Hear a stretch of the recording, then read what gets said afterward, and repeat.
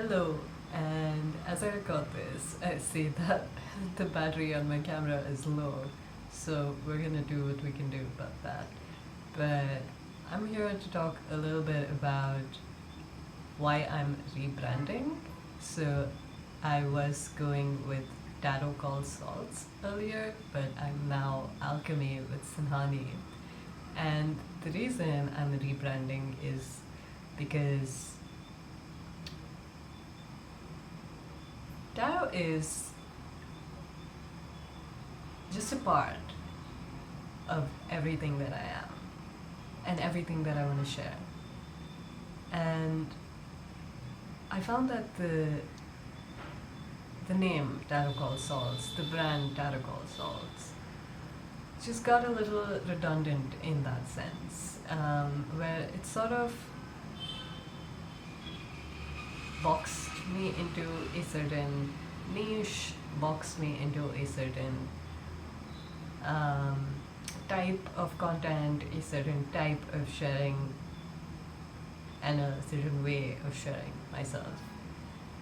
Why I like Alchemy with Sinhani is also because it uses my name, Sinhani, my legal name, and the Sanskrit word of my name would be Simhani, which translates to lioness. And I truly believe that I embody that energy. I mean, my hair is enough proof, okay? Like, I have tried, let me be for real, I have tried to style my hair, but I found what works best for my hair is to stay like this, to stay as bedhead, because it just works. Yeah, it just works. And that's kind of like the vibe with Alchemy with Sinhani. It just works. I love working with energy. I love the idea of alchemy, or the idea of creation and transmutation and transformation. Nothing is really created. This is the basic laws of physics, Newtonian physics. Energy is neither created nor destroyed. It is only transferred and transformed from one body to another, from one form to another. So a little bit of a science lesson there, real quick. Another reason why I'm rebranding is because I believe I can actually provide this bridge between spirituality and science. For centuries, and in today's world, science and spirituality have been regarded as two different ideas, two different schools of thought entirely. And spirituality may be a school of thought, but science is all about proof, right? Anything in science can be a theory and can be proved theoretically through the language of mathematics, through the language of physics. Physics speaks the language of mathematics, so it ultimately boils down to math. And that's essentially true for spirituality too. Because everything in the universe is math. It truly is. It truly is. There is this very beautiful movie on this. I think it's called A Beautiful Mind.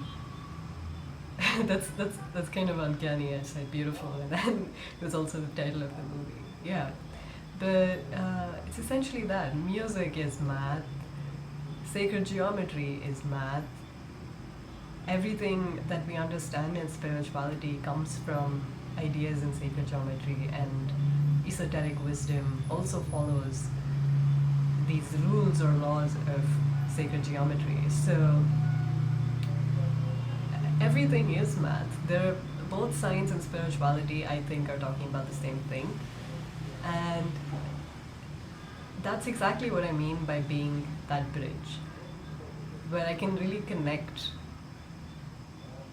I can really bridge what both of these niches, if you want to say it like that, what both of these disciplines, if you want to say it like that, yeah, what both of them are saying, which is essentially the same thing. but different perspectives to look at it from. That's going to be a huge part of this channel moving forward, of the podcast that's going to be coming out. I put it out there. It has to come out. I mean, I already see it. It's already happened. Time is an illusion. This is proved in quantum physics, in physics. This is proved in spirituality. Time is an illusion. And if we break down the idea of time as a dimension, what are we left with? I mean, we're left with nothing as a reference. So the only true reference that can exist, and the only thing that truly exists, is this present moment. And this present moment is infinite. You get what I'm saying? You wouldn't be here if you didn't get what I'm saying. Like, totally just manifesting people that vibe with me to be here. You're only seeing this because on some level we are energetically aligned. Otherwise you wouldn't even be seeing me right now. See, I can give you a spiritual perspective, and I can also give you a science perspective. And it's not like I've had vocational training in either of these. I mean, if I had to get into it, I did study science in high school, and I sort of studied almost like undergraduate level science when I was preparing for these entrance exams, if you're familiar with those. In India, that's a big thing. I'm from India. And what I really liked about science was that one phrase, question everything. Why? I would keep doing that with science. And that allowed me to see it all from multiple perspectives. And then I brought the same idea of why, logical thinking, logical reasoning into my study of the law. I studied law for 4 years. And that allowed me to truly understand that the logical process is a process of questioning. And that there is no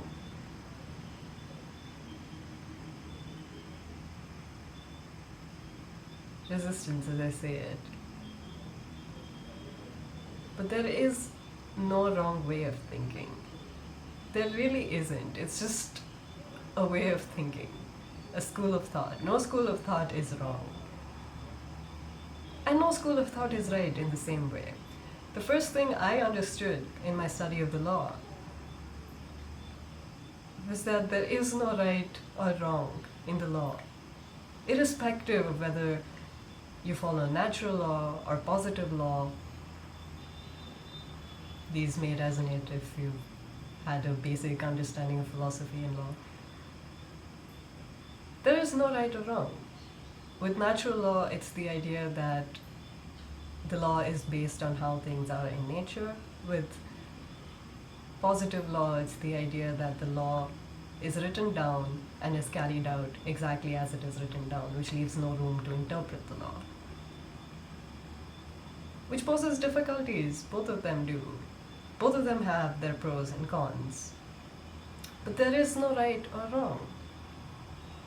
Natural law is not better than positive law, and positive law is not better than natural law. I mean, of course, some scholars would argue otherwise, some philosophers would argue otherwise, because they're supporting a certain school of thought. What I'm here to do is to bring you all the perspective that I have and offer it as one perspective. All the multiple perspectives that I have seen, experienced, thought about, and bring it to you so you can form your own perspective. Because there is no right or wrong. I'm not Bentham. I'm not going to talk about utilitarianism here. I will talk about it, but I'm not going to actively come out and support it. Of course I have opinions, and I will voice my opinions. But that's not the goal here. The goal here is to just provide you with all these perspectives so you can form your own. After years of being in this system, of being in this matrix, of being in this, whatever you want to call it, this rat race, I believe the greatest thing I can do for you is to show you other perspectives so you can form your own perspective. Because so much of our thoughts are guided by perspectives, by ideas, by conditioning of very limited and very specific perspectives, ideas, and ways of thinking. Everything around you is a creation of you. So if you're in a shitty circumstance, if you're in a shitty situation, if you're not where you want to be, you need to realize that you created it. You are everything. You are the universe. You are God.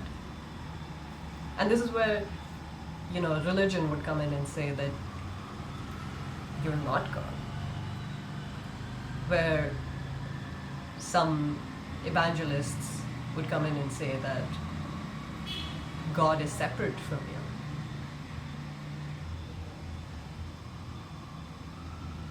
The understanding in spirituality, the perspective in spirituality is simple. Everything is within. Because you are everything.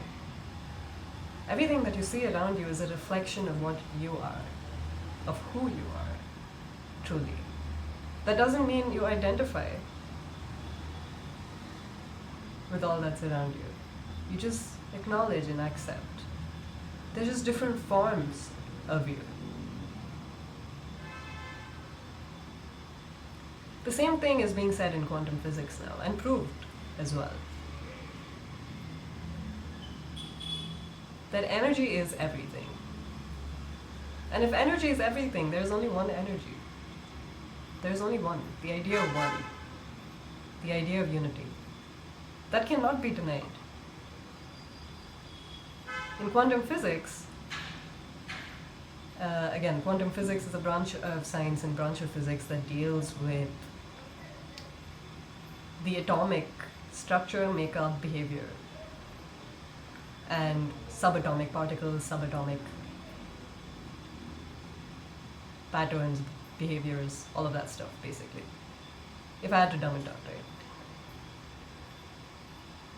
And quantum physics now talks about how the space between subatomic particles, at least it was once thought that there was space between subatomic particles, between the nucleus, between the positrons and the neutrons within the nucleus, between the electrons in the nucleus. They already figured there were energetic bands.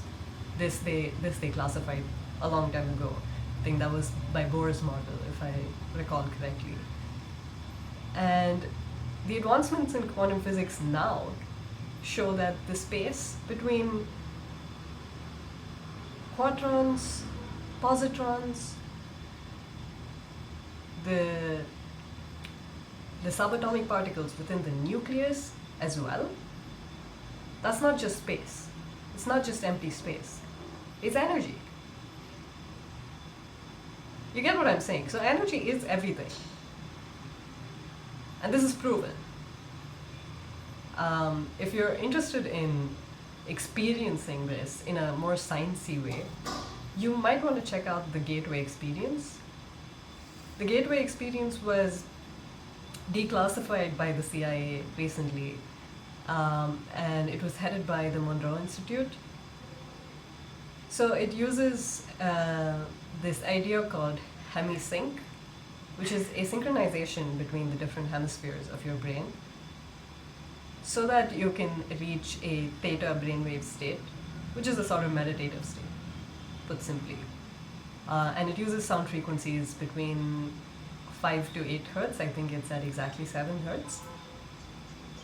And this is proven to show a synchronization between hemispheres of your brain.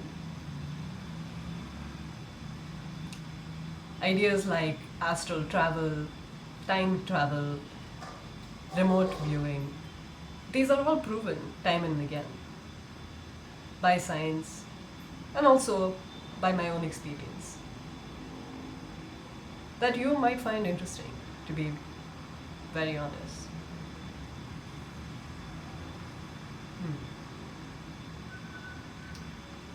So what I'm trying to say here is, alchemy with Sinhani is not going to be just rooted in the spiritual or the woo-woo or the energy. It's not going to be just that.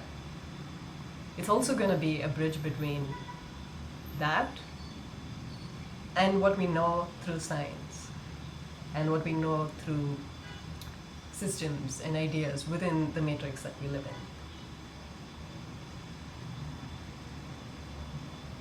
Yeah, that's about it. That's the message. That's why I'm rebranding. So if you would like to stay,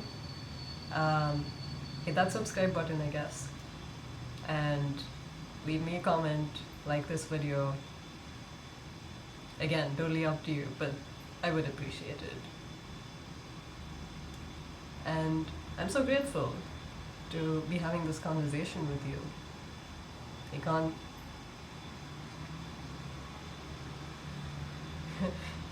Sorry, I got distracted for a second. The screensaver on the new like Mac OS is really pretty. It's like a... I mean, I'm looking at it right now. It's like a little like... It feels like you're in the forest. And I think it's like AI generated. We'll talk about AI too. Yeah, we'll talk about anything under the sun basically. And though this seems one-sided, I believe that energy is everything, and right now I'm totally connecting with your energy. So I totally feel like we're having a conversation, even if you're not really here in person or you're not really talking to me over the phone. I'm so grateful for that. You are a conscious creator. You are a magical being. You are a miracle. For real. I'm sending you so much love. See ya.